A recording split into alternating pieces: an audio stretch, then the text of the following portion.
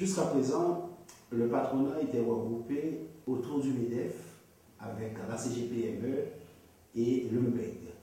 Ce sont ces trois organisations ainsi que l'UPA qui ont participé aux premières négociations. Depuis, il y a eu la création ou l'activation d'une nouvelle structure qui regroupe les entrepreneurs guadeloupéens de pratiquement tous les secteurs d'activité, c'est l'UCED. L'arrivée de cette organisation dans la négociation,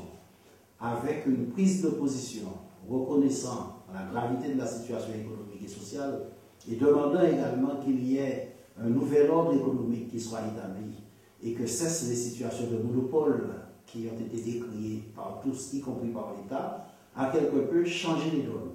Et cette organisation, en arrivant dans la négociation, a d'emblée reconnu le bien fondé des revendications du NKP, mais a bien entendu a posé le problème des limites économiques de ce patronat. Tout de suite, les négociations se sont engagées et progressivement, on a senti se décider une ligne de fracture et les organisations qui jusqu'à présent étaient sous la coupole du MEDEF, à savoir la CGPME et l'UMPEG, se sont progressivement rapprochés de l'UCED.